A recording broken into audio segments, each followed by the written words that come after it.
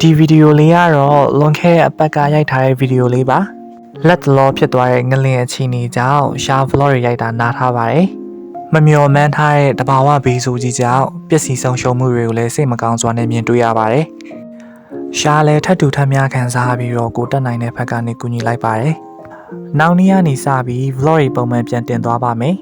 ဆိုတော့အားလုံးပဲဂရုစိုက်နေထိုင်ကြပြီးတော့စောင့်ကြည့်ပေးကြပါအောင်ခင်ဗျာlines တွေ patterns တွေကို YouTube ကနေလေ့လာပြီးဆိုရင်အခုဆိုရင်တော့တော်တော်လေးခီးရောက်လာခဲ့ပါပြီရှားနေနေမျိုးမှာ line မမိရဲ့နေရာတွေရှိတဲ့အတွက်ကြောင့်မလို့ line မိရဲ့နေရာထိသွားပြီးတော့လေ့လာရပါတယ် doodle patterns တွေကို YouTube ကနေလေ့လာပြီးတော့ဆိုရတမျက်နှာပြေးသွားခဲ့ပါပြီဆိုတော့ဒီနေ့ကို idea နဲ့ကိုစပြီးတော့ဆွဲမှာပါ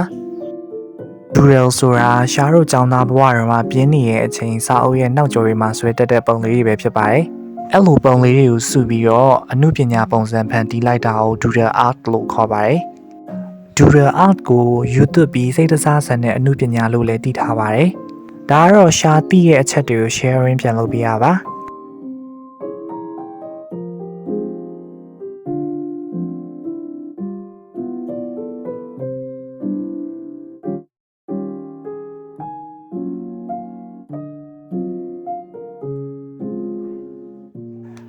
စဉ်းစားပြီးတော့ဆွဲရဆိုတော့မိနစ်40-45မိနစ်လောက်တော့ကြာသွားပါတယ်။အစားဖြစ်တဲ့အတွက်ကြောင့်မလို့အသွေးလေးတွေတော့နေချက်ရပါအောင်မယ်